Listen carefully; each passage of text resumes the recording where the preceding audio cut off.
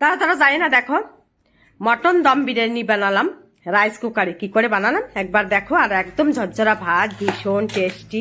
একটার গায়ে একটা ভাত লেগে যায় না। কি করে বানালাম চলো দেখো।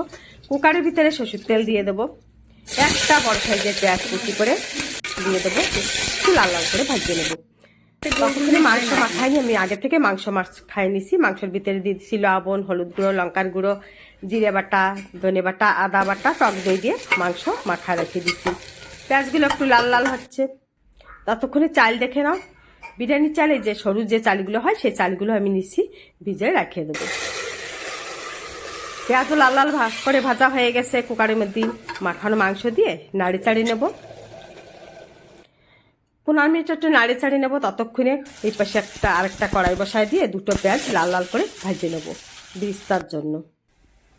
দেখো পেঁয়াজ লাল লাল করে ভাজা হয়ে গেছে, উঠাই নিয়ে আলু ভেজে নেবো। এখানে দুটো আলু দিছি।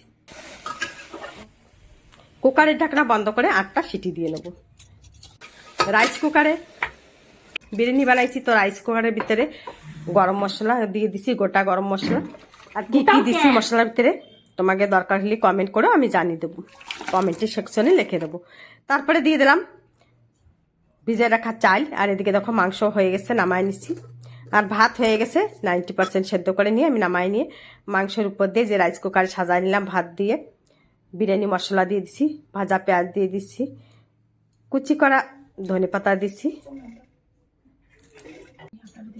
পুদিনা পাতা, ঘি দিয়ে ঢাকনা দিয়ে 10 মিনিটের জন্য দমে বসায় দিছিলাম। দেখো হয়ে গেছে একদম ঝরঝরা ভাত। আজ এই পর্যন্ত, ভালো থাকো, সুস্থ থাকো।